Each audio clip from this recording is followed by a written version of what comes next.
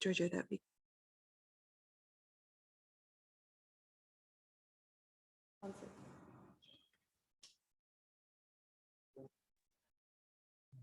We can hear you. We can hear you clearly.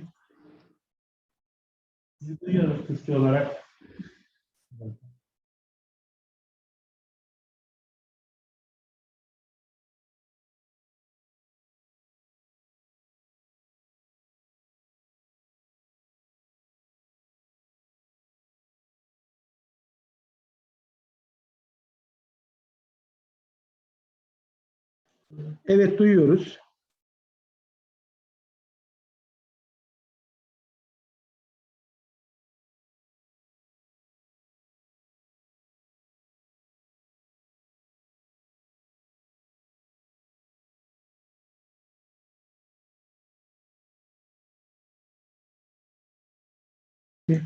Evet, Türkçe tercümeyi düzgün duyuyoruz.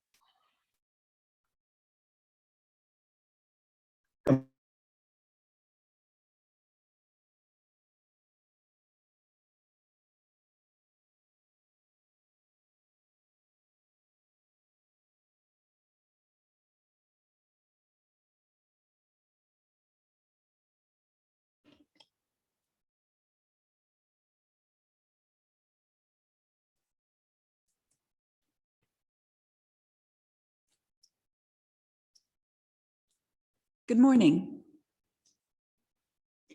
good afternoon, and good evening. I know we'll have individuals joining us from all over the globe.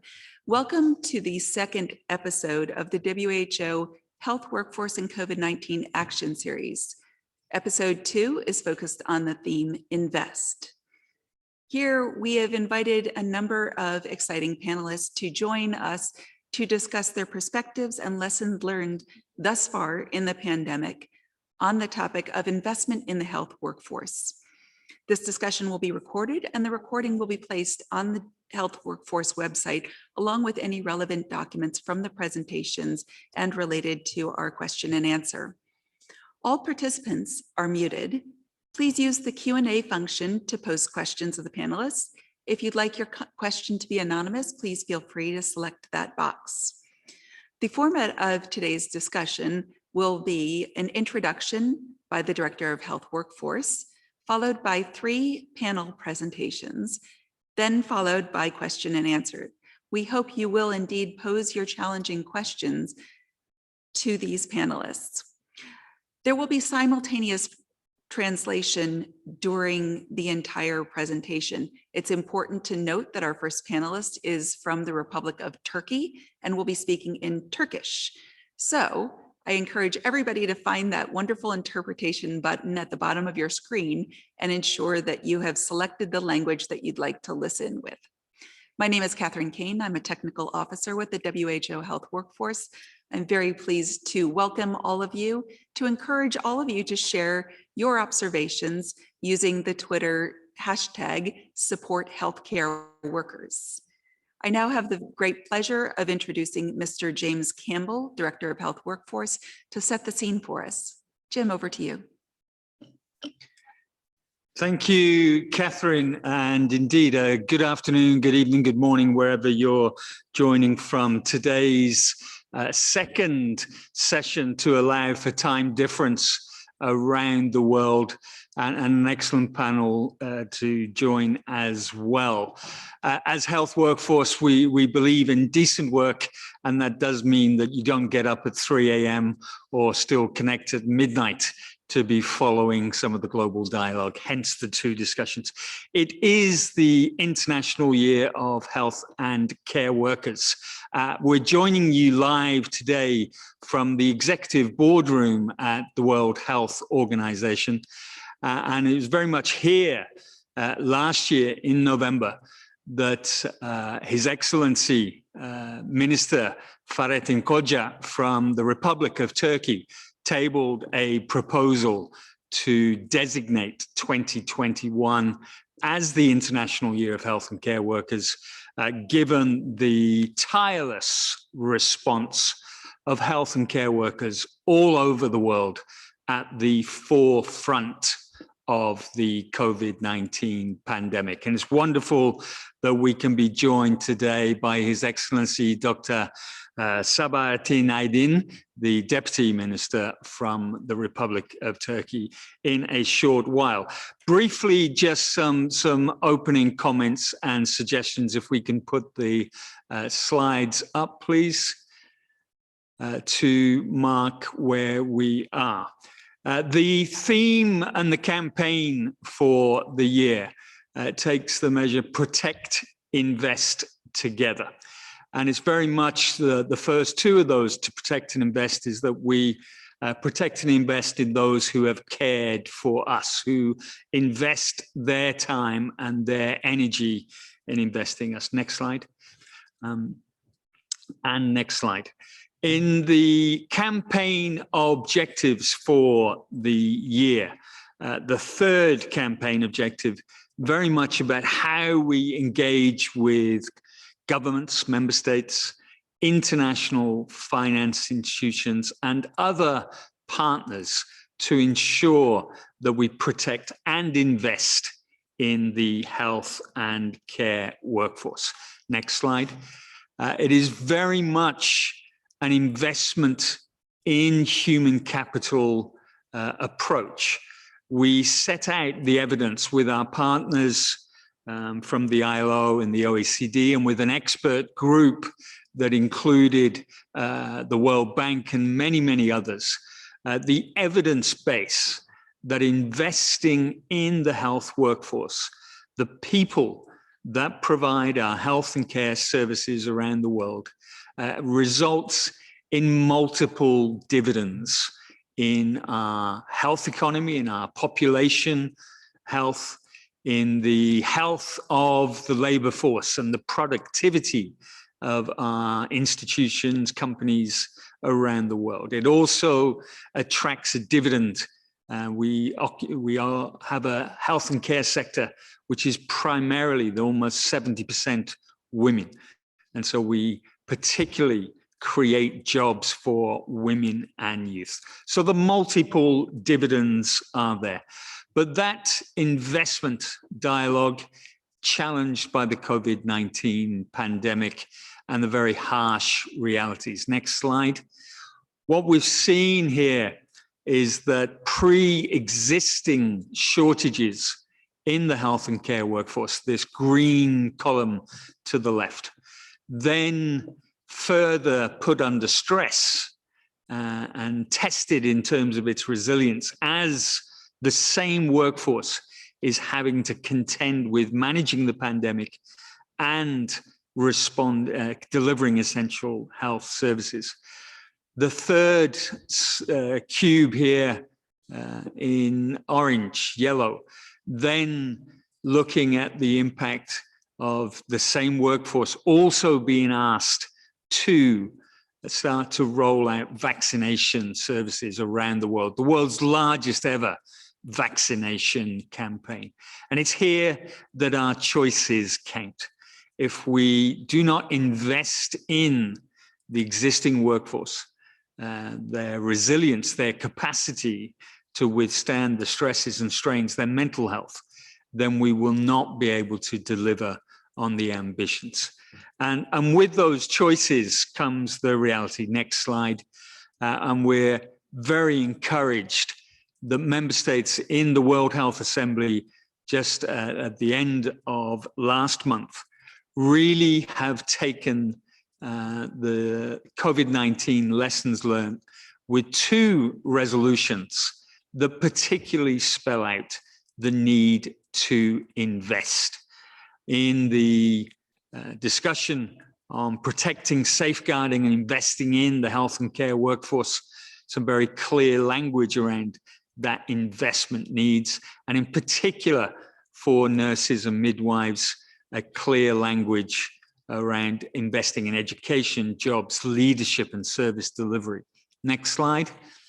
The language includes, from member states, includes invitations to the international partners, global health initiatives, international financing institutions. We'll be hearing a little shortly from a good friend of ours, Dr. Miki Chopra from the World Bank, that may respond to this invitation the governments have put forward for financing institutions to really invest in the immediate COVID-19 response for the workforce, but also in the medium to long term to demonstrate sustained levels of investment in the health workforce and health systems. So this message very loudly heard this year in the Assembly. Next slide. Where do we invest? What is the best impact that we can get for that money? WHO has, working with many partners, produced an interim guidance document on human resources for health in the pandemic.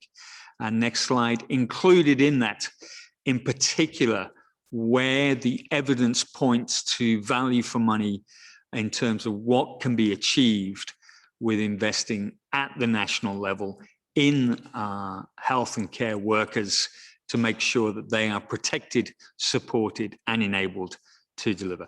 That's setting the scene, Catherine, for the rich discussions to follow. The resolutions in the World Health Assembly, the decision to designate 2021, and the decisions to use very robust language about the need to invest in the workforce are an expression of the international political consensus. What we need to do is turn that consensus into action. And I look forward to hearing the country examples. Thank you. Thank you for that introduction, Jim. As most of the participants will be well aware, we have a very significant focus on gender and equity within the HRH investments. We're in a very interesting position today where we have a all-female panel in the morning, and due to the unfortunate inavailability at the last minute of one of our colleagues, the unpaid burden of care, she is helping with a urgent family issue. We have an all-male panel tonight, this evening, this afternoon, or this morning, depending on where you're joining us from. So with that said, Jim set the scene and talked about member state commitment, national commitment to human resources for health. We are very pleased to have had the tremendous support of the Republic of Turkey. And with that, Sayın Bakan hoş geldiniz. I think I've probably mangled Turkish, but I would like to introduce for you right now, Professor Dr. Sabahattin Aydin. He is the Deputy Health Minister for Turkey. Previously, he was president of the Istanbul Medipol University and represented Turkey at the Executive Committee of the World Health Organization from 2006 to 2009. Mr. Deputy Minister. Teşekkür ederim. Değerli katılımcılar, öncelikle hepinizi şahsım ve bakanlığım adına saygıyla selamlıyorum. Uluslararası Sağlık Çalışanları Yılı etkinlikleri kapsamında bir araya geldiğimiz bu seminerinde başarılı geçmesini canı gönülden diliyorum. Hepimizin bildiği gibi iktisadi bir terim olarak yatırım, gelecekte fayda elde etme amacıyla yaptığımız planlı eylem ve harcamaların bütününü ifade etmektedir. Yani fayda temelinde rasyonel bir seçimdir. Politik öncelikler, öngörüler ve kararlılık ise yatırımın başarısını belirleyen ana faktörlerdir. Yapılan tüm yatırımların mutlak başarıyla sonuçlanmamasının altında ise yatırımın doğasındaki belirsizlikler yatmaktadır. Bu durum politika yapıcıların ve karar vericilerin önemini çok daha fazla ön plana çıkarmaktadır. Türkiye'nin 2002 yılından beri başarıyla yürüttüğü sağlık reformu çalışmaları ve bu kapsamda sağlık insan gücüne yaptığı yatırımlar da bu anlayış doğrultusunda şekillenmektedir. Yatırımların en büyüğü ve en önemlisinin insana yapılan yatırım olduğu anlayışı doğrultusunda insan sağlığına yatırım, sağlık politika önceliklerimiz arasında yer almaktadır. Elbette ki kalkınma ancak ve ancak sağlıklı bireyler ve toplumlar ile inşa edilebilir. Sağlam ekonomik sistem kurmanın temellerinden birinin dayanıklı sağlık sistemi inşa etmek olduğunu bu pandemide yaşayarak bizzat görmüş olduk. Güçlü sağlık sistemlerinin ise iyi yetişmiş, kaliteli insan gücü üzerinde şekillendiği gerçeği vefakar ve cefakar sağlık çalışanlarımızı günümüzün kahramanları haline getirmiştir. Değerli katılımcılar, içinde bulunduğumuz pandemi süreci ve bu sürecin toplumlarımız üzerindeki çok boyutlu etkileri hepimizin malumudur. Bu süreç, tarihte hiç olmadığı kadar sağlık politikalarını, uygulamalarını ve araçlarını ön plana çıkarmıştır. Geçmişteki alınan kararların muhasebesi ve geleceğe ilişkin adımların planlanması açısından çok uygun bir ortam oluşturmuştur.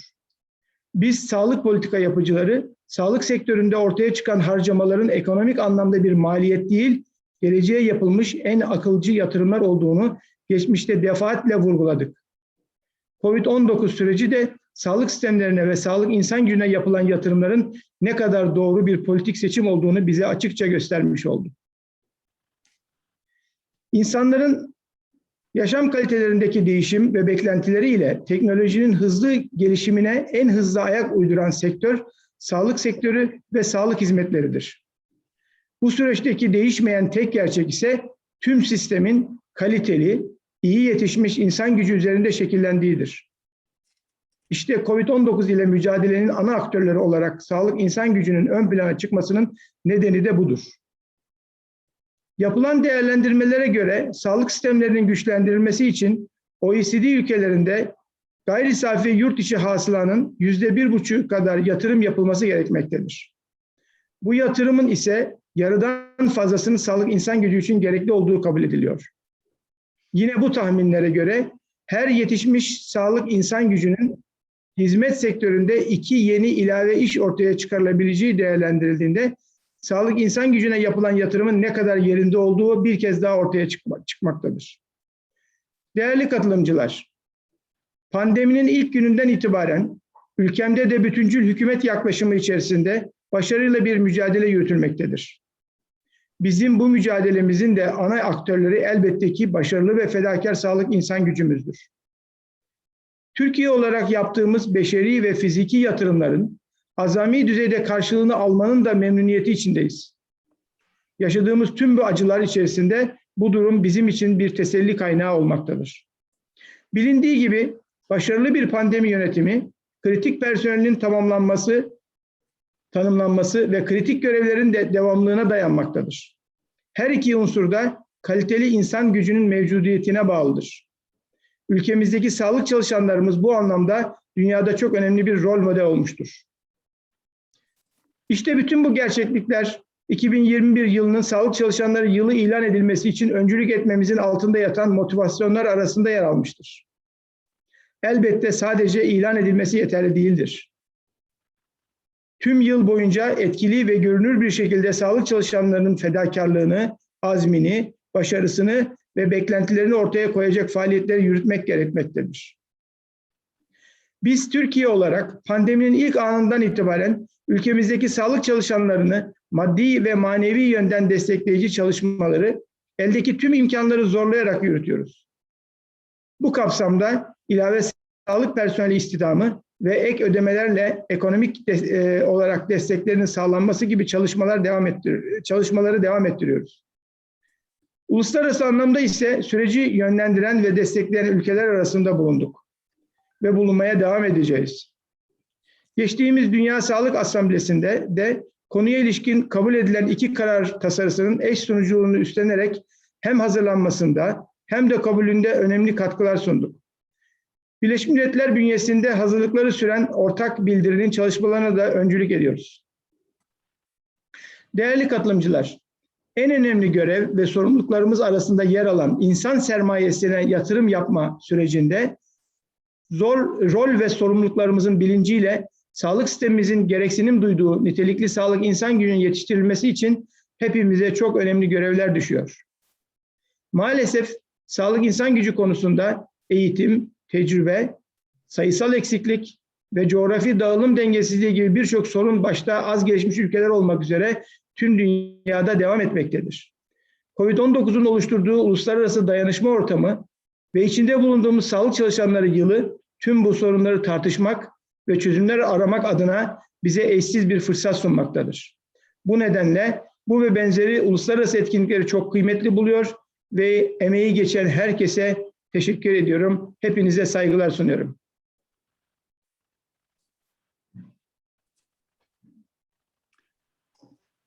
Thank you, Professor Dr. Aydin. Desteğiniz için teşekkür ederim.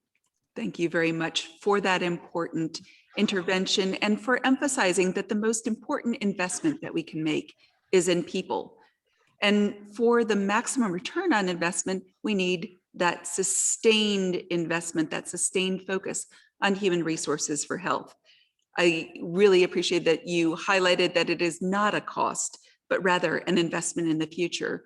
Whether individually we're saving for our retirement or we're as a family saving to educate our children, we're always investing in the future. And what we need to understand is that human resources for health is that investment. I have the great pleasure now to talk about the investment, to introduce a panelist who speak about investment in education, learning, and HRH. Dr. El-Sheikh Badr, whose practice and research are related to strategic health workforce development and governance, migration, and health professions education, currently is setting up a system for postgraduate professional education for health in the UAE, and is engaging with strengthening health specialty education in the Arab region.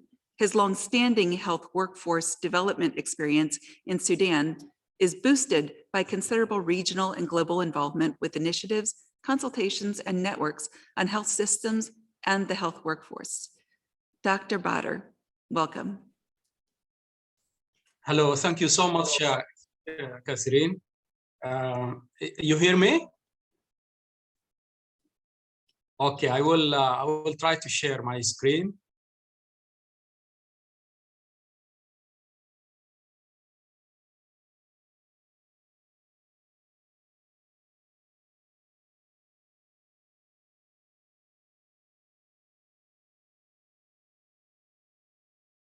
Hello, everyone. Thank you, Catherine, for inviting me to this important webinar and discussing a very important and critical issue, which is the health workforce. And all of us know that this is the most important asset for health system and for population health care. I will be discussing investment in the health workforce for COVID-19 and beyond, and will be reflecting from perspective from the Eastern Mediterranean region where I live and work, and I will try to share with you some of the issues involved in the health workforce environment in this context. If you see the screen now, my presentation outline will be discussing COVID-19 health workforce implications and lessons, and then the imperative for investing in the health workforce. I will shortly be introducing a framework to support the discussion around investment in the health workforce, and then reflecting on the experience from the Eastern Mediterranean region, and also talking a bit about persisting challenges and issues and the way forward. So I think COVID-19 has implications, important implications and lessons for us as far as health workforce are concerned. So in terms of these challenges or lessons are in terms of exposing the health workforce shortages and the public health capacity gap. And this has been alluded to several times. So we have now shortages of health workforce, more felt, more highlighted due to the additional need of combating the pandemics in addition to sustaining the healthcare.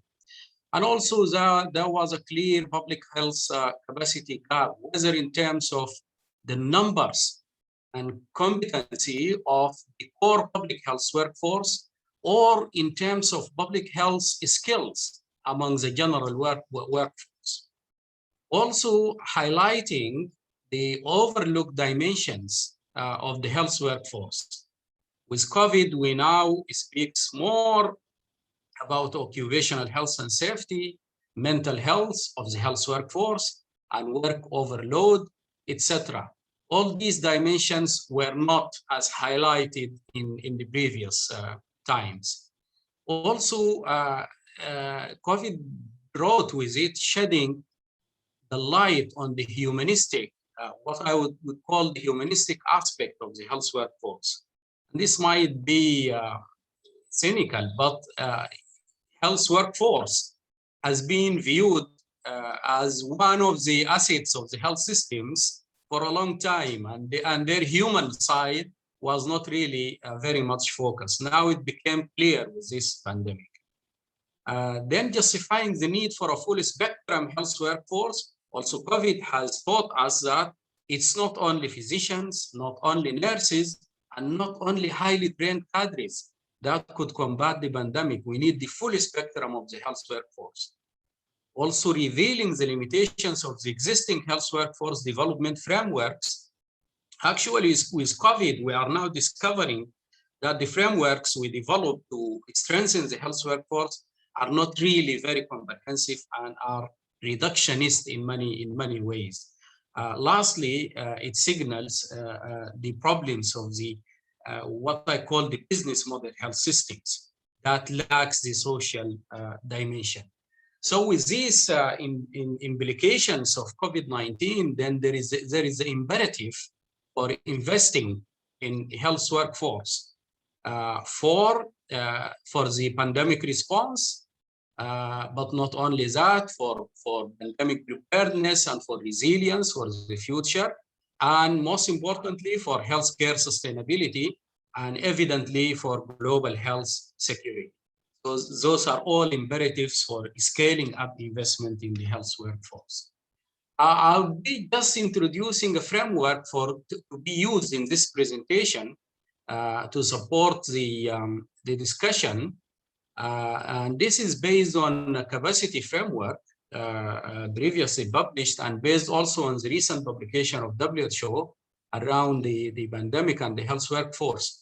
The investments are or should be based on 4 levels: the system level, the organizational level, the individual or health worker level, and the community level. Now, coming to reflections from the Eastern Mediterranean region, in the system level investment, we have seen considerable political commitment brought by the pandemic. And there are successes actually in leadership, in coordination, mobilizing funding, and surge capacity. But one would ask the question of sustainability, whether these are going really to sustain or not, because we also seeing short-term actions like temporary employment for health workers, which might not be long-lasting. Then in terms of the strategic response, we are seeing examples of addressing the skill mix, such as introducing new cadres in health systems. In some of the countries in this region, there are some new cadres that are being developed now in response to the pandemic, but they will actually be used for a sustainable health workforce intervention. Also, we are seeing educational innovations for sustainability with a growing use of ICT and digital transformation to ensure continuity of health professions education. And this is succeeding in many places, including countries in the region here. The system thinking imperative is not as clear as other investments. So one of the warning things is that some of the investments are discrete and dichotomized. And we know that if they are not systems, they are not brought in a system thinking approach, they might be counterproductive effects. In terms of valuing the health workforce, we are seeing recognition and appreciation There are many campaigns in countries here in the region valuing the frontline health workers, and there are some as well privileges in some countries in terms of bonuses and in terms of recognition. But again, the question, would it sustain? Because health workforce should always be important and not just in context of COVID. In terms of organizational level investment, we are also seeing the surge capacity and workload management in some of the countries in the region here, like the COVID clusters, assigning certain health institutions and hospitals to be specifically focused on COVID-19 care, and also managing the schedules for health workers, providing equipment and supplies, priority funding, emergency stock.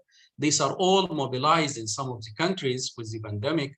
Occupational health and safety, we have seen stringent measures in some countries in the region in forms of, for instance, protective measures for health workers and vaccination priority for health workers, among other segments of the population.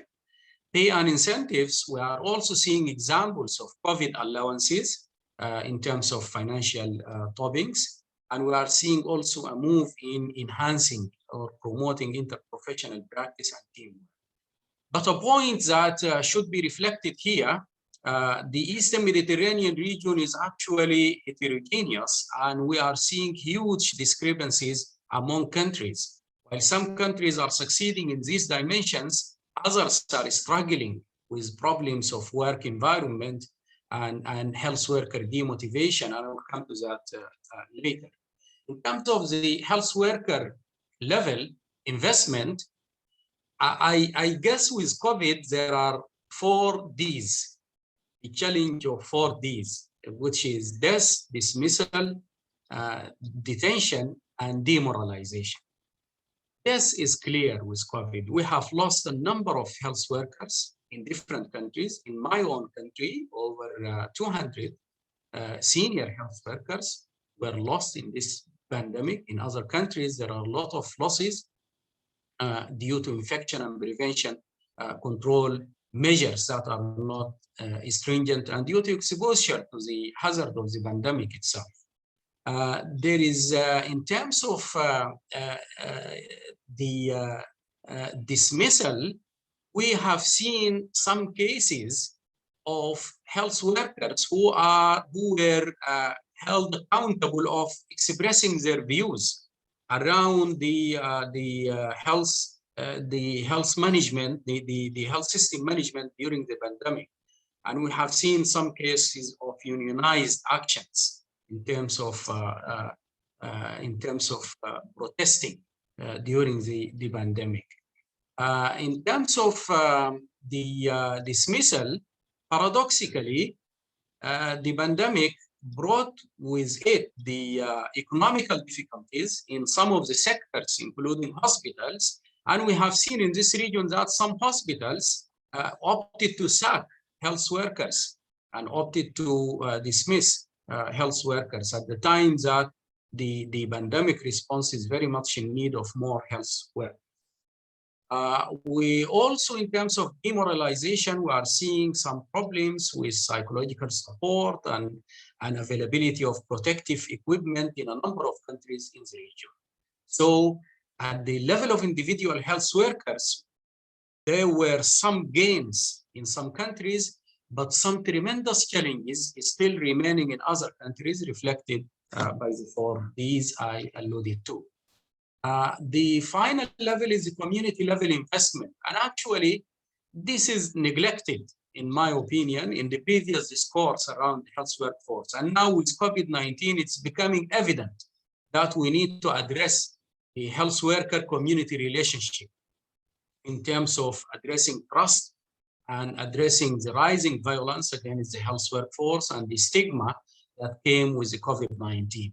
So interventions needs to build up. These are not clearly showing in our region, but they are identified as important interventions. Community awareness and dialogue, role of media, which is very much contested in this region and maybe globally, the health professions curricula needing to re-emphasize professionalism, health system accountability. What I call here the frontliner paradox. I mean by that, the frontline health workers are stressed in emergency departments in our region here. And they are confronting the sheer lack of equipment and consumables. And at the same time, these health workers were held accountable by the public for the health services. And they were attacked. And they were attacked actually on behalf of politicians and health managers who are behind the scene. So the health workers are actually in a number of countries in the region here are suffering from this double burden in outpatient and emergency departments of hospital. The promise of social accountability, which started to be promoted recently in context of health professions education, is important actually to be extended also to health systems in order to ensure a healthy relationship between the health workforce and community. So the remaining challenges and issues are many. The significant ones, in my opinion, are the health workforce triad of challenge: quantity, quality, and relevance of the health workforce. There are challenges of strategic positioning of the health workforce. Now the pandemic brought with it more focus on the health workforce, but I think we need to sustain that strategic positioning. The capacity for health workforce leadership and management needs to be boosted. Challenges of coordination and concerted action are chronic, and they still remain. There are improvements with COVID, but we need to sustain that. The prevailing health system model, which is the business orientation of the health systems, and it is exposed now by the pandemic, and it proved to be really problematic. Also, we are living also with the challenges of regional and global solidarity. In spite or despite of the several global calls, the case of health worker migration is still presenting us with a challenging dilemma, where countries, richer countries, are using the potential of poorer countries in terms of the health workforce. Finally, the way forward for scaling up a sustained health workforce investment, I could suggest three main pillars. One of them is a new conceptualization, that's repositioning the health workforce within health systems. And we need to reimagine the health workforce development frameworks. In my opinion, the health workforce is not just one of health system inputs. It's evidently more than that. And the health workforce could be seen as a single point of failure for the whole health system and for the community, because when the failure happens in the health system, in the health workforce, other dimensions of the health system wouldn't work. So we need a new conceptualization, and I think WHO is positioned to lead on that direction. The second pillar is the need for a science reservoir. By that I mean developing the health workforce as a field of knowledge or as a science. Here we need again to develop and promote the frameworks. We need to boost the leadership and management capacity. We don't only need to educate healthcare providers. We need also to develop capacity and educate health workforce leaders and champions. And we need to strengthen the system thinking approach to health workforce by making the investments across the different domains of the health workforce and not just focusing investments on one domain, which might turn out to be counterproductive in the end. Lastly, the COVID-19 momentum should be utilized to the maximum. We are now having this opportunity. I think we need to reinforce the best practice, and we need to rectify the shortcomings, and we need to emphasize the long-term perspective and sustainability for health workforce investment. So in conclusion, though the time is really very much challenging with COVID, Yet it presents us with opportunity to focus on the health workforce, to promote investment, and to seize the opportunity for a sustained health workforce development for health system strengthening and population health care improvement. Thank you so much. Dr. Badr, thank you for that wise intervention. I appreciated your final points about repositioning the health workforce. There, as our Director General says, there is no health without health workers.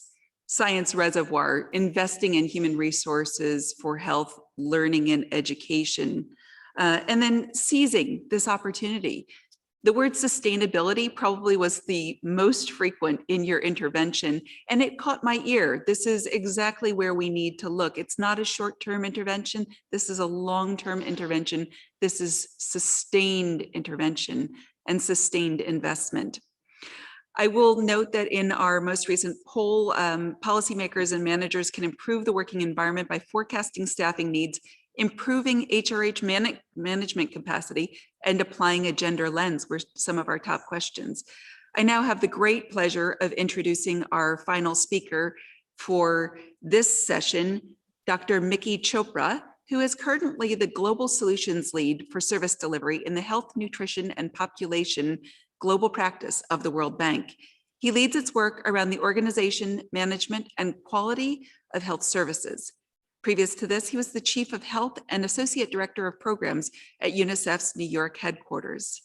Dr. Chopra, thank you for joining us today.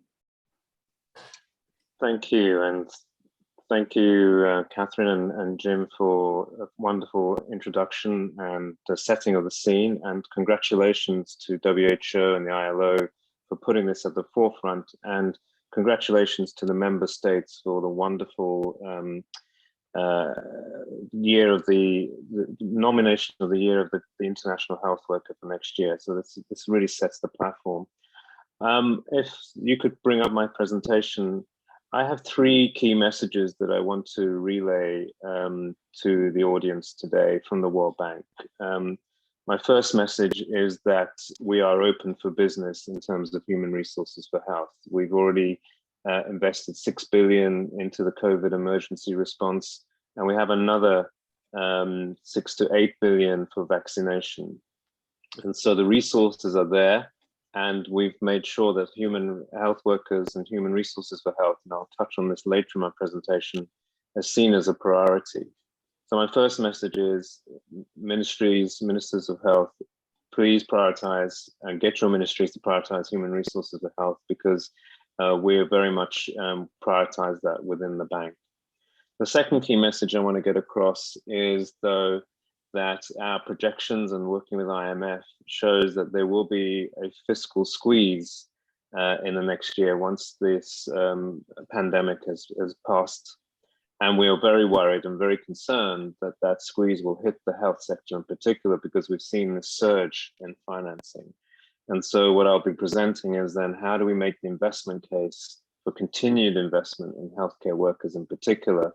And Jim outlines, Dr. Buchanan outlined some of those ways in which we can do that in terms of return on investment, but I'll be outlining a costing tool that we've developed as well to help you make the case for continued investment. And my final message is really this opportunity of the surge with the vaccination programs in particular. How do we maximize this window, not just to respond properly, but also to bring in the reforms and the innovations necessary to sustain the gains moving forward? So next slide. So I'm going to start with, this is just to give you an overview of some work we've been doing on costing, the cost of the lack of investment in human care, healthcare workers.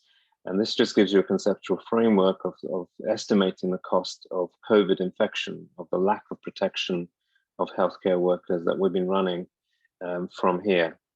Next slide, please.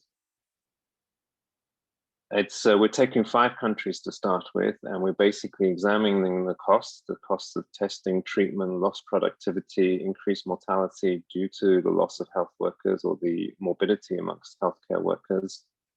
And then we're also looking at the distributional effect of that cost for better targeting as well. Next slide, please. This slide just gives you a brief overview of the tool, the information systems and the data that we've been collecting. We're trying to simplify this as much as possible so that ministries of health and finance can do this themselves. But just to give you a sense of the range and the types of data that we're collecting in these 5 countries. Next slide, please. So let me just give you some preliminary results from Kenya, just to give you a taste of the kinds of findings that we're having. So in Kenya, we see that there were over 455 doctors who were reported to be infected, and also a large number, nearly 700 nurses and a large number of other staff as well. And there were also a number of deaths. Now, as you will all know, these are underestimates because it's quite often underreported, but nonetheless, just to give you the numbers that we're working with at the moment. Next slide, please. And if you convert that then into the cost to the health system, to the economic cost to the society as well, it comes to over $100 million. So even with this underestimate of the impact in Kenya, we estimate a cost of $100 million to the community, to the society. A significant part of that is because of the drop in services, both in terms of access, but also in terms of quality, which adversely affects particularly women and children, maternity and newborn. So you have increased morbidity and mortality there as well because of the drop in quality and access. Just to put this into perspective, $100 million is almost 10% of the healthcare budget of the country, and a significant proportion of the total spending on healthcare. So just to once again remind us that the return on investment in protecting healthcare workers and safety can be a massive return on investment, and that needs to be continued moving forward. Next slide, please. Okay, I'm going to switch now to the opportunities we have right now, particularly with vaccination. As I mentioned, we at the bank are playing our role. We have programmed already $4 billion across 50 countries for vaccination support. A significant proportion of that is for delivery of the vaccines, which includes healthcare workers. And so we are working with ministers and ministries across the world, as well as civil society, to really lay and get the message across that the investment in healthcare workers is going to be the most important investment if your vaccination programs are to succeed. But it really does put a stress test on the management systems and the healthcare worker systems. And this slide just gives you some of the, which you're all familiar with, some of the things that are required. Next slide, please.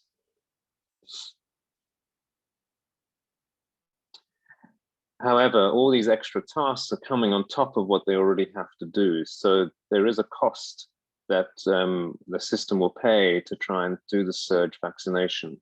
Obviously, this will depend on how quickly and how immediately that surge happens, but nonetheless, it's to recognize that we're trying to put these extra tasks on top of a workforce which has already been, as previous speaker said, the 4 Ds have already affected them. And so this is a big ask and a big challenge. Next slide, please. We're already seeing in our early rollout experiences, even in relatively well-financed and well-supported healthcare systems, that the planning is absolutely essential, and in particular the training and capacity building and supervision are so lessons that we learn time and time again. But the point I want to try and get across here is that there is no shortcut. There is no cost cutting here, that you do need to put the financing, we do need the resources. Otherwise, we're seeing in some settings vaccines getting burnt. In Malawi, they burnt the vaccines where they've gone out of date. We've seen now more and more episodes where, because of these investments are not being made, the capacity is not there, we're actually wasting vaccines, and that's also having a negative impact in terms of supplies as well. Next slide, please. I'm not going to spend too much time here. I think just to re-emphasize the safety issues. Next slide, please. Let me just finish then with an opportunity, 2 slides which just go around the opportunities. And I'm particularly excited that this is an opportunity to re-examine the human resource health information systems.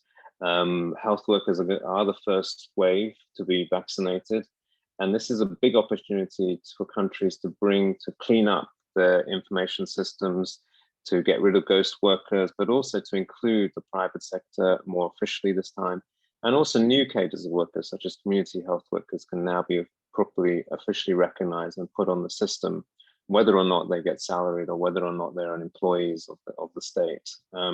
So we in the bank do see this as a big opportunity for investing and getting up to date with the information systems, which is an essential building block for moving forward.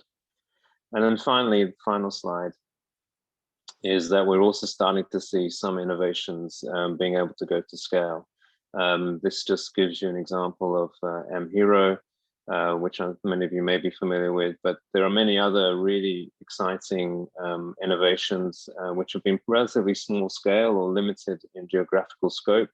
And what the vaccination opportunity brings now is to both the need, but also the financing to go to scale. So Catherine, I'm going to stop there, but I hope I get the message across that we're completely behind this agenda. We really appreciate the leadership of WHO and ILO and OECD here. And we really do need the ministers and the ministries and civil society to make those demands, because the financing we're trying to mobilize. And this is the big window and the big opportunity that we have right now. Thank you. Dr. Chopra, thank you for that truly important intervention. We're now going to turn to question and answer.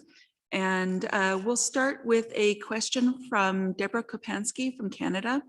I'm going to ask Dr. Bader to respond to this one. Can forecasting help mitigate effects of attrition challenges experienced during COVID-19? Dr. Bader?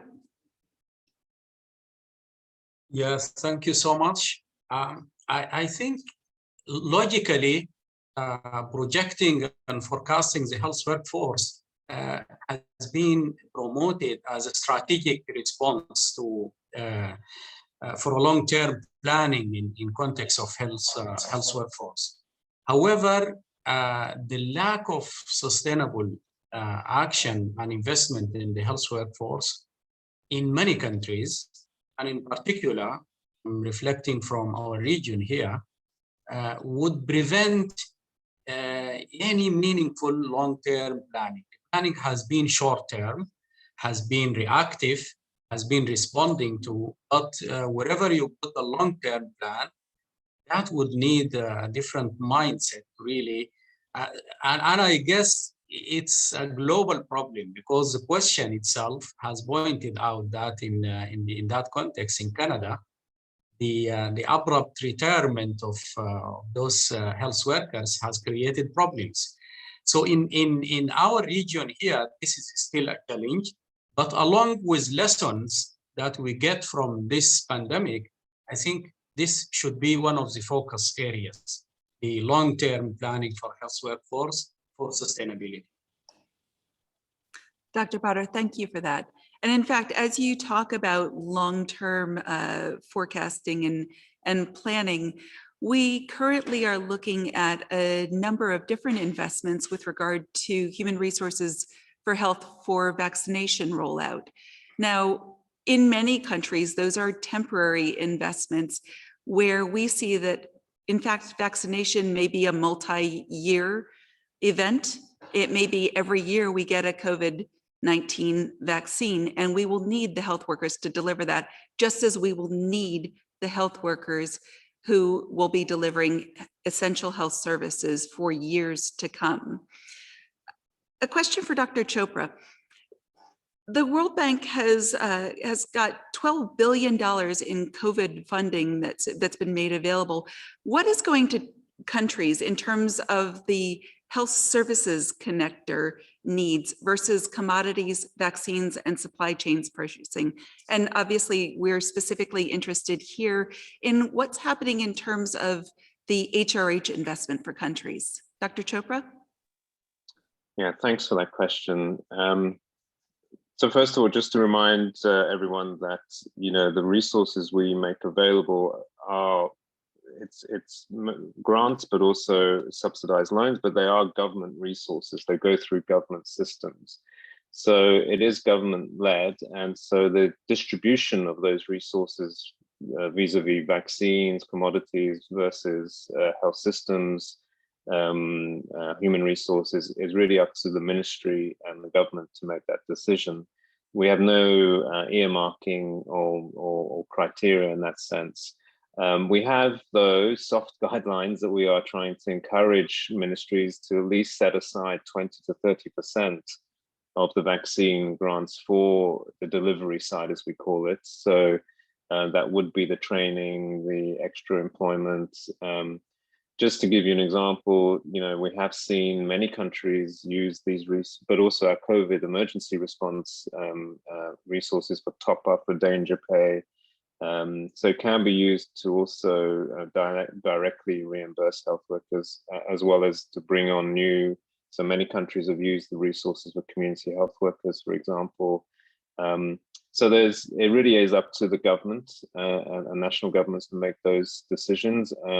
Obviously, we work with them to try and make sure it's an optimal mix, and we have been pushing hard that it shouldn't all just go to commodities, that the delivery, the demand generation, and in particular, the healthcare worker training, safety, is an essential part of that package.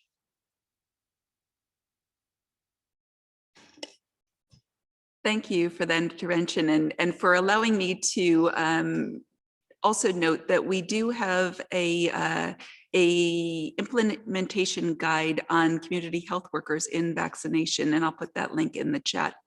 And following on your note, a number of countries and agencies are investing in training health workers, specifically for vaccination, but also for COVID-19 response. Dr. Badr, where can this investment fall short? Is a longer-term view necessary, including with regard to strategies to recruit and retain health workers sustainably? Of course. I think the nature of the health workforce as a long lead profession, by that I mean preparing a health worker would need a long time.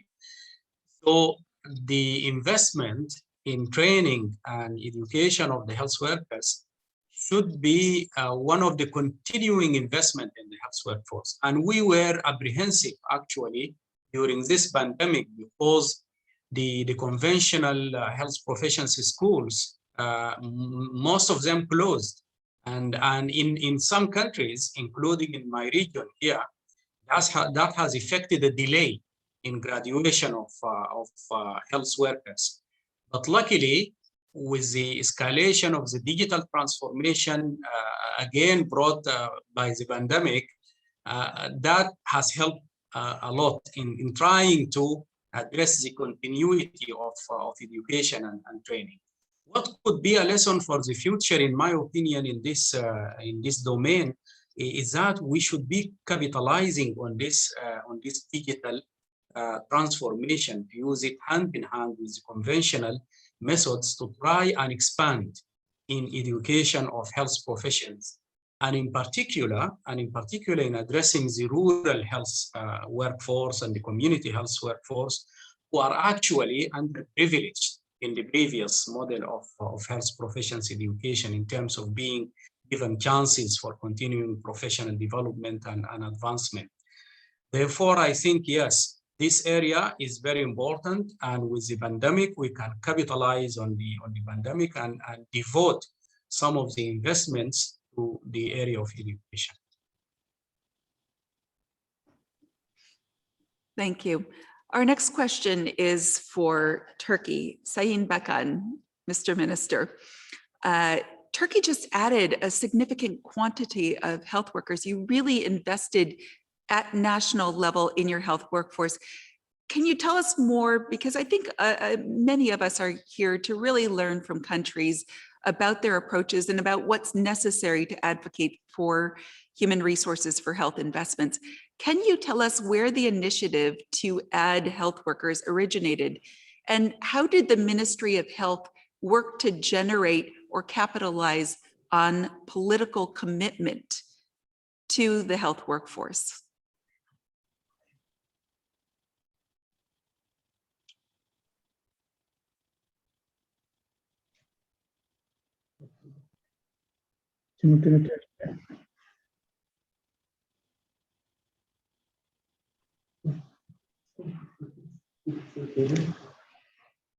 Cevap verebilir miyim? Sorunun sonunu alamadım ama büyük ihtimalle Türkiye'nin bu sağlık insan kaynağını artırmada nasıl bir yol izlediği ve bunun için nasıl bir tecrübe paylaşımı diye anladım. Şimdi öncelikle Türkiye'de sağlık konusunda 2002 yılında başlayan yoğun bir reform seferberliği oldu. Ve bu aslında COVID-19'un hayatımıza girdiği yılların bir ürünü değil. Biz meyvelerini şimdi aldık bunun. Yoksa 2002 yılından beri Sağlıkta Dönüşüm Programı adını verdiğimiz bir dizi hem sosyal güvenlik alanında yani sağlık hizmetlerinin ödenmesi hem evrensel sağlık kapsayıcılığı alanında hem de sağlık hizmet sunumunun kalitelileştirilmesi anlamında yoğun bir reform sürecine girdik. Tabii böyle bir yoğun reform süreci beraberinde sağlık insan kaynağının güçlendirilmesini ve sayıca da yeterlileştirilmesi konusunda da bir alt başlık içeriyordu. Bu süreçte en önemli faktör Türkiye'nin ekonomik gelişimiyle ve siyasi istikrarın olduğu bir döneme rastladı bu. O bahsettiğim tarihten bugüne kadar hala Türkiye'de güçlü bir iktidar var ve bu siyasi istikrar bu yönde alınan kararların her zaman arkasında oldu. Dolayısıyla birincisi bu konuda ciddi bir liderliğin olmasıdır. Aynı paralel bir sağlık politikası ülkemizde 18-19 yıldır aynen devam ediliyor. Yine bu konuda siyasi bir liderlik hiç eksilmedi. Herhangi bir değişkenliğe uğramadı ve istikrar devam etti. Bununla paralelde aslında paralel bir ekonomik kalkınma da oldu Türkiye'de. Milli gelir artışı da bu paralelde oldu. Dolayısıyla Türkiye aslında tabiri caizse kültür ortamını yakalamış oldu. Yoksa doğrudan sağlık personelini geliştirmek, iyileştirmek ve çoğaltmak anlamına alınan bir karar, diğer ekonomik dinamiklerden, sosyal dinamiklerden, siyasal dinamiklerden bağımsız düşünülemez. Bu aslında hatırlıyorum bir önceki Dünya Sağlık Örgütü Başkanımız Doktor Chen bir konuşmasında kabinede bir bakanlar kurulunda tüm bakanlar Sağlık Bakanı olmadan sağlıkta istediğimiz atılımı yapamayız demişti. Dolayısıyla ülkenin gündemine sağlığı birinci gündem maddesi haline getirip diğer Maliye Bakanı'nın, Çalışma Bakanı'nın, Sosyal Güvenlik Bakanı'nın bu konularda hemfikir olması gerekiyor ya da aynı hedefe kilitlenmiş olması gerekiyor. İşte bunun için de ciddi bir liderlik ve siyasi istikrar gerekiyor. Bütün bunları bir arada yakaladığımız zaman bu konuda hedefe ulaşmak daha kolay oluyor. Ben bundan Türkiye'de sağlık insan kaynağının yeterli düzeydedir demiyorum. Aslında biraz önce Doktor Badir bunun kısa vadede hatta uzun vadede hesaplarının çok net yapılamayacağından bahsetti. Öyle ki toplumun beklentileriyle beraber, toplumun refah düzeyiyle beraber bu öngörüler de değişmeye başlıyor. Dolayısıyla bugün için biz kendimiz adına, kendi ülkemiz adına yeterli düzeydeyiz demiyoruz. Ama geçmiş 18 yılda kat ettiğimiz süre COVID pandemisiyle mücadele açısından bize büyük bir yarar sağladı. Büyük bir elimize güç kattı. Vurgulamak istediğim esas budur.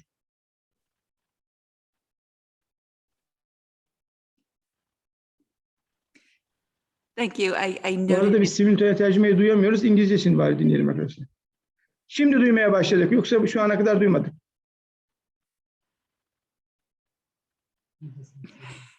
Yes, we can hear you. I noted a phrase in particular that struck me within your initial presentation was that the fruits of investment are in your health workforce were indeed a consolation amidst the suffering of the pandemic. I'm going to turn our next question, in fact, to Director Jim Campbell, and then probably also to another one of our panelists. We have Margaret Walton Roberts, who is wondering about the indirect cost factor of deaths and infections that stem from health and care worker infections. Is it possible these results might be represented through media in a manner that scapegoats health and care workers in the absence of full awareness of structural factors that place health and care workers in vulnerable conditions? Director Campbell? Thank you, Catherine.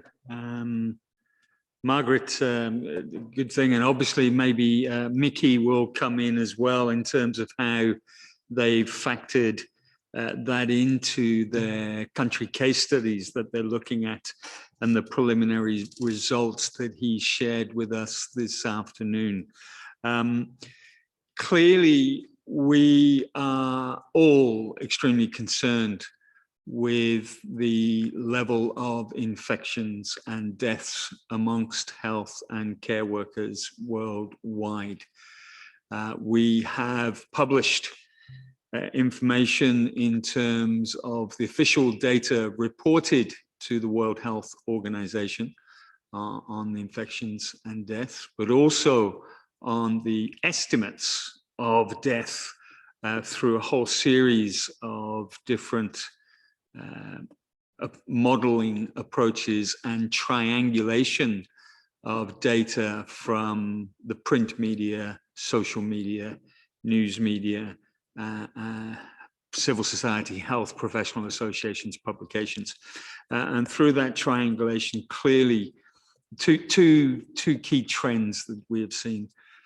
In the early parts of the pandemic worldwide, no healthcare system was prepared, and healthcare workers suffered a significant increase in the risk of infection, occupational infections through the workplace, the absence of personal protective equipment, the lack of clinical protocols, poor understanding of how to respond to infections of the disease, and the quarantine and safety and distance measures, all public health and social measures as needed.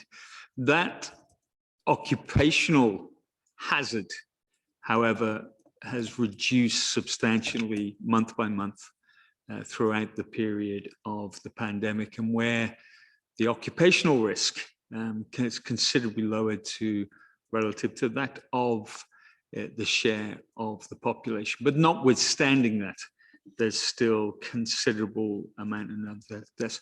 We share the concern that there is stigma and discrimination against health and care workers for the role that they play and have played. We are very concerned at the increasing number of reports of attacks and violence against health and care workers for doing their job, for following protocol, for following government measures as needed. And so anything at any opportunity where we can reaffirm and reinforce the essential role of health and care workers and ensure that there is no stigmatization attached to them is very much welcomed from WHO. And I'm sure Mickey and the World Bank would say exactly the same. We've seen, the report of Professor Mario Monti, Prime Minister Mario Monti, former Prime Minister of Italy, in his report to the European Union on health and sustainable development and the COVID impact, the decades of underinvestment in the health and workforce. And by no means in that evidence are they the scapegoats. They're actually praised for their considerable efforts despite poor underfunding, under-resourcing for years and years and years. And a report just yesterday published by the House of Commons Health Committee, led by the former Minister Jeremy Hunt, focuses on the burnout and resilience of health and care workers in the UK, and in particular the NHS and the care sector. And that report makes absolutely clear that it is the effort, the sacrifice, and the lives lost of health and care workers in the UK, which has made sure that they are able to respond to the pandemic. So let's ensure that most of the evidence clearly points not to their scapegoating, but to their commitment, their professionalism. And that's where we need to protect and invest in response. It is a minimum moral obligation that the world must learn that lesson. Thank you. Thank you, Mr. Campbell. Dr. Chopra, I think that question was also intended and sparked by your presentation. Could I ask for your inputs, please? Yes, no, Dr. Campbell put it very eloquently and very powerfully, and I won't try and top that, but I do just want to echo what he said, is that the messaging very much from our analysis is about the overall cost of not paying enough attention and investing previously in healthcare workers. And we talked to the ministers of finance, and so we're trying to put a monetary value to that lack of investment, historical investment. I do want to pick up another point, though, that he raised, which I think is absolutely, and Dr. Badir also, Professor Badir also brought this across, which is that we cannot underestimate that even though healthcare workers have been resilient and they've been incredibly brave, the toll that this has taken, even those who are still standing, as it were, is immense. And I think one symptom of that toll, if you like, and of that the risk of growing mistrust is the large numbers that we're seeing now in many, many countries, both North and South, who are actually not taking the vaccine, for example, for themselves. And so I think that's a symptom not of ignorance or lack of knowledge, but it's a symptom of their distance and growing mistrust within the system as well. So I think it just doubles down on the message that we're trying to get across here, which is that this is such a crucial time in our health system, not just to be able to perform in the short term for the surge, but also that if we don't do this properly and take care of our healthcare workers, even those who are still in the system, we risk alienating them even further, and with all sorts of consequences down the road. So this is a real window of both of risk, high risk, but also hopefully of high opportunity as well. Without a doubt, there's actually a simultaneous discussion this week with regard to reporting on science and journalism and communication about science, which will indeed add to those insights. We have a question that I'd like to pose to both Mr. Aydin and also to Dr. Bader in turn, and that is, how shall we leverage the momentum to invest also in information and analytical capacity? Both of you mentioned innovation in your presentations. Where should we be putting our investment there with regard to health workforce? First, I'll turn to Turkey, please.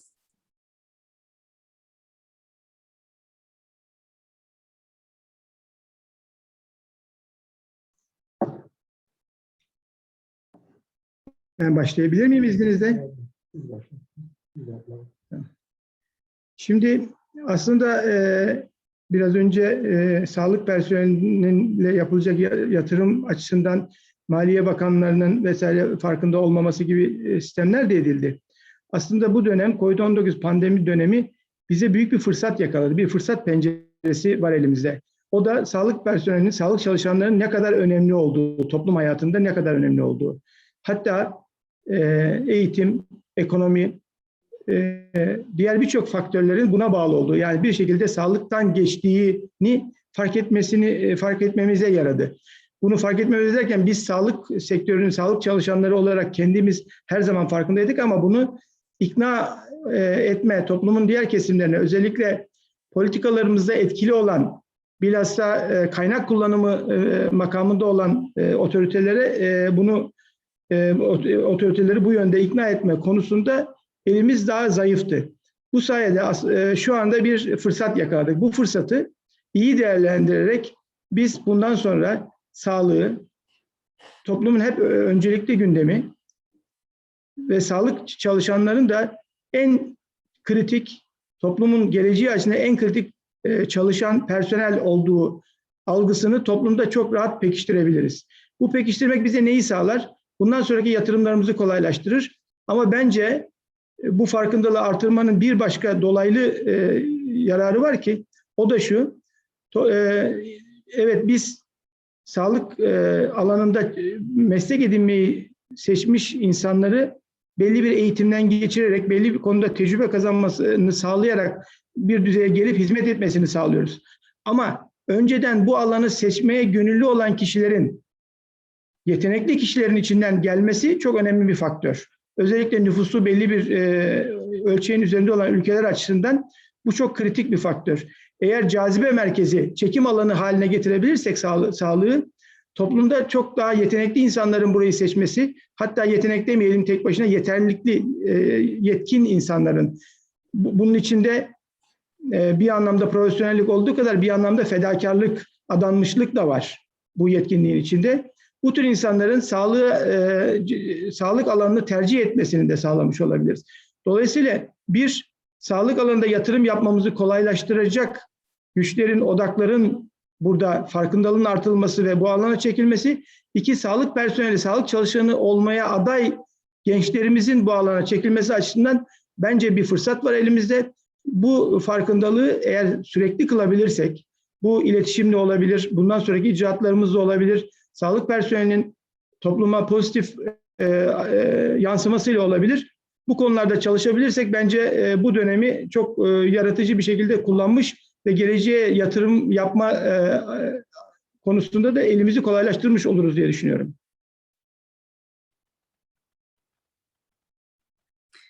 Creativity and innovation, always welcome.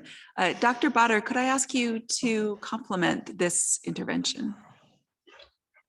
Sure. A health workforce, in my opinion, has long been taken as, managing the health workforce has been taken as a normative function within health systems, between two brackets, a function that doesn't need a specialization or a sort of knowledge.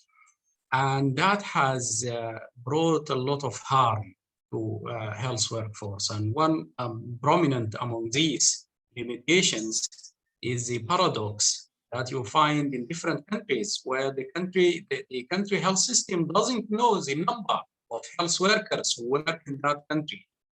And the efforts at improving human resource information systems with different versions and promoted by WHO, including national health workforce accounts and others, are achieving varying degrees of success. In my opinion, the challenge is mainly that we don't actually promote the area of health workforce research as a discipline.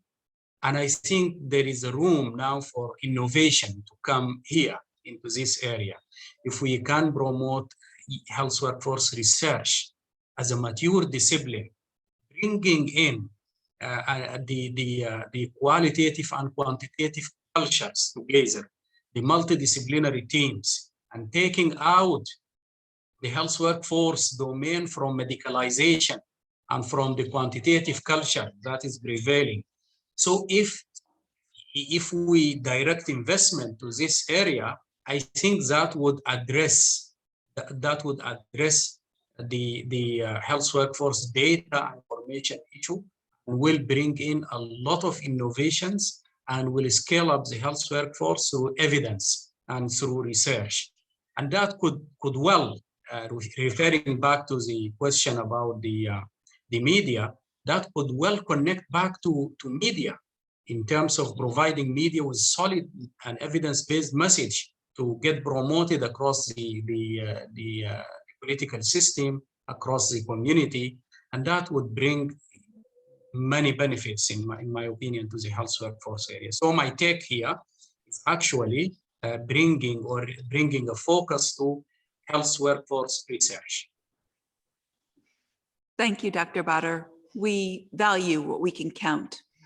I'm going to just switch over. In April, the ECOSOC outcomes called for concessional financing by multilaterals to improve national health systems, strengthening preparedness and response capacity, and progress towards UHC.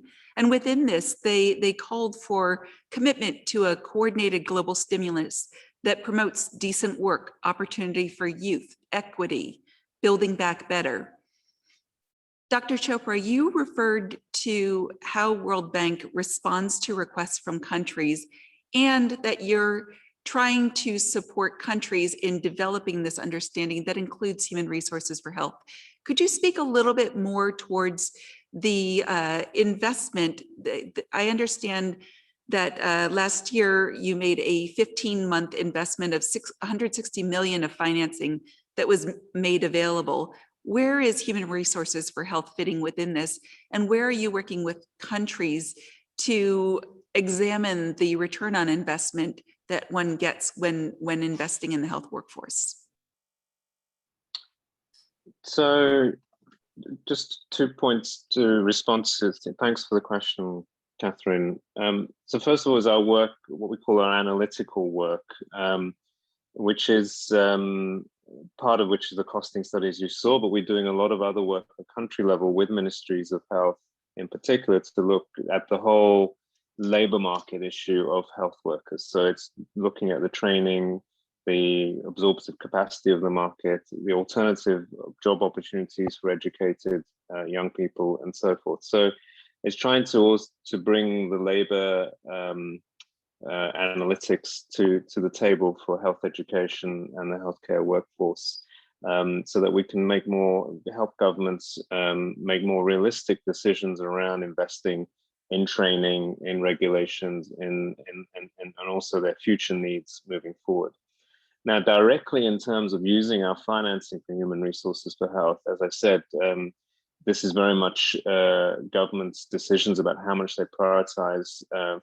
Now, one advantage of World Bank financing is that they can be used directly for salaries. So we don't have those restrictions that other donors sometimes have in terms of direct payment. So it is operational resources very often used to support healthcare workers.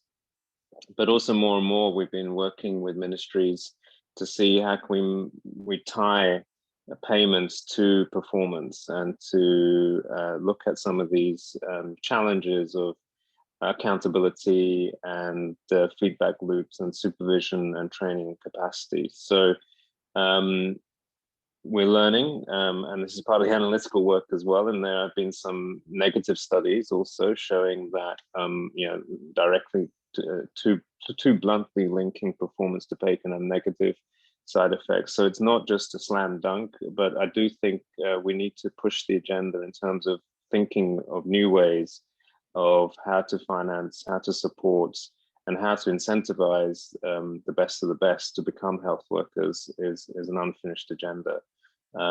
So, I mean, I just want to end by saying once again, we fully recognize that the health system without its health workers, as Dr. Detros has said, is not a health system. We will not get to UHC, universal health coverage, without significant investment in healthcare workers, and we recognize that within the bank. But the need to be innovative and continuing to do the research on what works is really important as well. Thank you. In fact, it is an unfinished agenda, but one that in this International Year of Health and Care Workers, we have commitment, we have momentum, and it is time to sustain this momentum and push forward.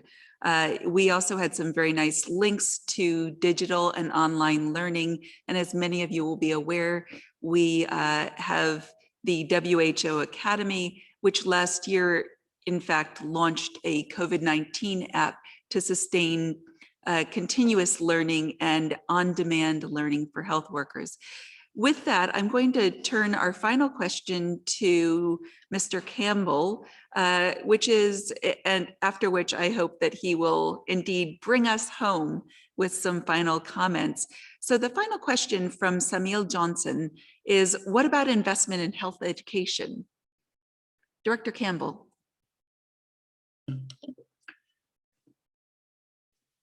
We clearly recognize that with the pandemic, there has been an exponential increase in demand for educational materials around infection prevention, control, occupational health and safety, PPE, and now vaccination. And at the same time, with limitations on group engagement and group training and group meetings, an exponential increase in demand for digital education means. And it's been published by the IMF, by the World Bank, and many, many others, UNESCO and the whole education commission from the special envoy Gordon Brown.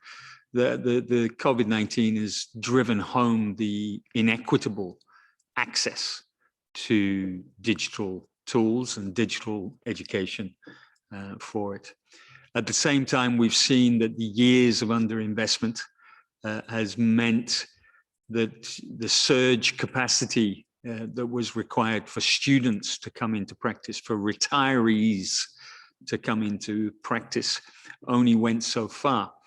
And instead, what we've seen is what's been described by Professor Amaswa from Uganda as a global scramble for health workers. We've seen more than 80 countries have changed regulation to open up opportunities to license to practice health workers so that they can recruit workers from overseas based on their own supply chain, their own education supply, not being sufficient to meet the demands. We spoke about this before. It's the EasyJet, Ryanair philosophy of running healthcare systems at maximum efficiency, 99%, 100% utilization, working every worker to the maximum output.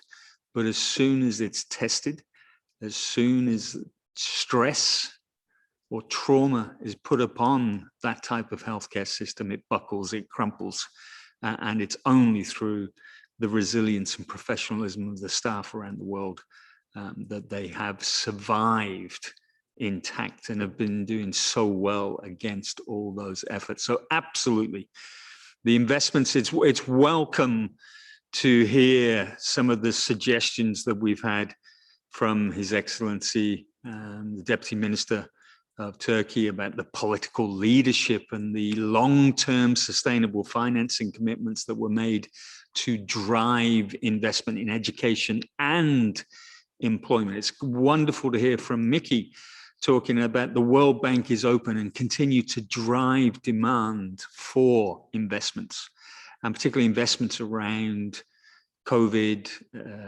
both the diagnostics, the therapeutics, and the vaccine program. But we also need the same investment in people. We need the investment in an education and the competencies that makes them responsive to population needs. We need an investment. I saw one of the questions about the different occupations, and we need an investment in the team of healthcare professions and care professions and integrated approaches. We need investments that retain them and continuously drive and improve their competencies with a commitment to lifelong learning. We saw that prior to the pandemic, and since, some of the estimates around the cost, the totals that would be needed to invest in the people and the human capital.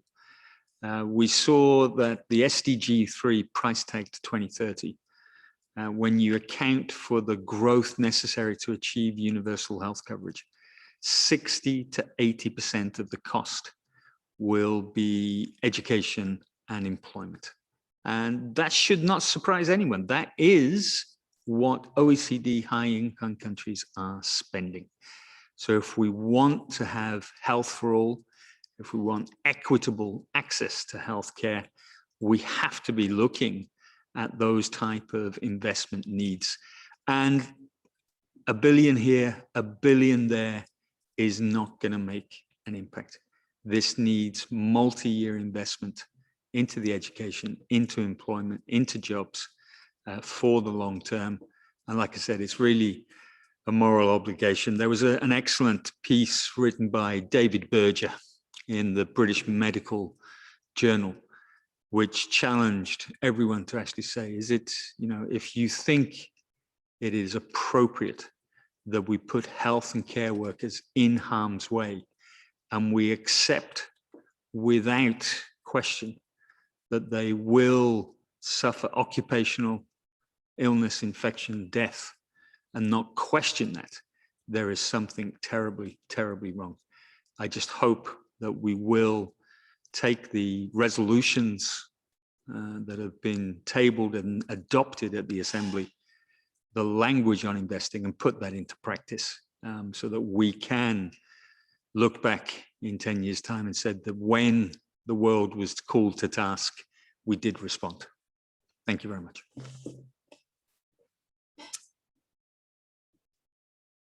I'd like to take this final opportunity to offer our great appreciation to Your Excellency, to Dr. Badr, to Dr. Chopra, to our interpretation team in 6 languages, to our IT and conferencing team, to Ms. Sharad Agarwal, who has coordinated this session, to Dr. Kameto, who has been leading the action series from the technical standpoint, and certainly to Director Campbell. And last, but of course not least, we thank you for giving us your time today.